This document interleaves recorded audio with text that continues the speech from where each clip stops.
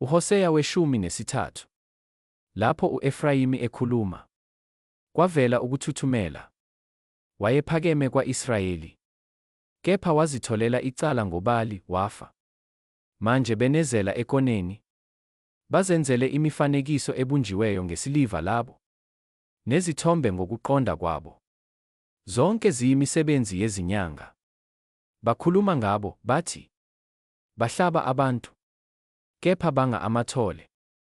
Ngalokho bayakuba njengamafu okusa, nanjengamazolo amuka ekuseni, nanjengamakhoba aphephethwa esibuyeni, nomusi ophuma ngefasitele.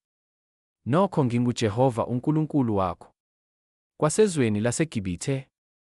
Ngaphandle kwami awazi nkulunkulu, nomsindisi akakho ngaphandle kwami. Mina ngakwazi ehlane ezweni lokoma. Basutha njengamadlelo abo, basutha nenhliziyo yabo yaphakama. Ngalokho bangikhohliwe. Ngase ngiba njengengonyama kubo, ngiqamekela endleleni njengengwe. Ngitheleka phezu kwabo njengebhere, elaphuciwe amawundlu alo.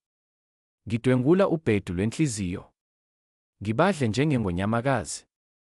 Isilwane sasendle sibaqaqe. Ngokuchithwa kwakho, Israyeli, ngokuba uphambene nami, usizo lwakho. Iphi inkosi yakho manje, ukuba ikusindise emizini yakho yonke?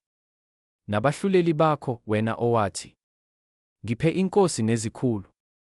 Ngikunike inkosi ngentukuthelo yami, ngayisusa ngolaka lwami.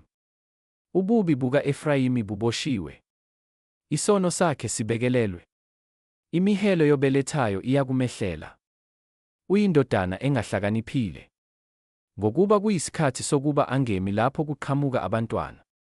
Ngiyakubahlenga esandleni sendawo yabafileyo, ngibahlawulele ekufeni. Ziphi izifo zakho, kufa? Kuphi ukuchitha kwakho, ndawo yabafileyo na? Ukuguquka kufihlekile emehlweni ami, noma enezithelo phakathi kwabafowabo. Kuyakufika umoya wasempumalanga, umoya kaJehova ovela ehlane, bese ujabha umthombo. Isiphethu sishe, uyakuphanga ingcebo yakhe. Zonke izinto ezinqanelekayo, iSamariya liyakuthwala icala lalo, ngokuba lihlubukile uNkulunkulu walo. Bayakuwa ngenkemba, izingane zabo zichotshozwe, abakhulelweyo babo baqaqwe.